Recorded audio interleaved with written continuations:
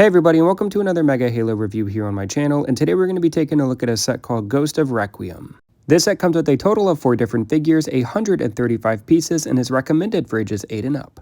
And we're going to start by taking a look at the first figure in this set, which is a UNSC Marine. And my first impressions of this figure are relatively strong. I think it's got a lot of really cool detail for being such a small figure. I do like the 2 different tones of gray that are used throughout the figure. I think one being light and one being dark does a good job complementing each other. There is also this really nice dark green undertone found underneath the armor of the figure. And as we start to make our way around to the back of the figure, you can also see he comes with a gray backpack. And I think this is a pretty neat inclusion, and again, I think the dark gray fits the overall color scheme of the figure very well. You are able to remove the helmet of the Marine, and you can see the helmet also includes a yellow visor, which is pretty cool. He also comes with a battle rifle as an accessory that fits well into the character's hands. This set also includes a second UNSC Marine, and you can see that this guy is in a little bit more of a lighter color scheme, and I personally am not a huge fan of this mostly all-white design, as I feel like over time it could yellow or get sun damaged. There is some printed detail found on the shoulders of this figure to represent some buckles, and as we start to turn the figure around to the side here, you can see some more of that dark green undertone that was found on the first UNSC Marine we took a look at. And you can also see that this Marine comes equipped with a dark gray backpack as well.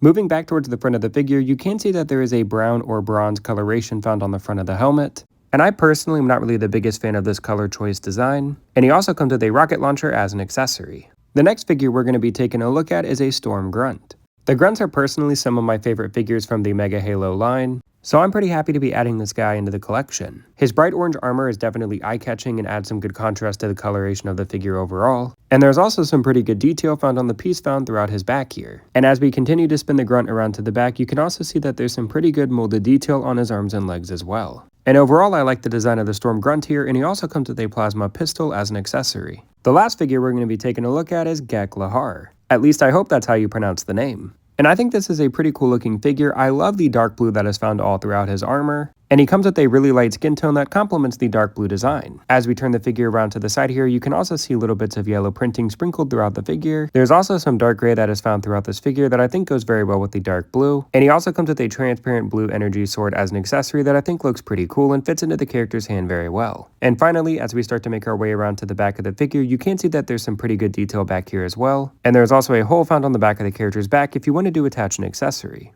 And overall, I think you get 4 pretty detailed looking figures that should make a pretty good addition to any Mega Halo collection. You'll have to let me know your thoughts about these figures in the comments below. With the 4 figures out of the way, we're ready to talk about the vehicle that is included in this set, which is a Ghost, which is a little bit more of a smaller build than I was initially anticipating, but I don't necessarily think this is a bad thing because it is rather accurate in size when compared to the figures in this set.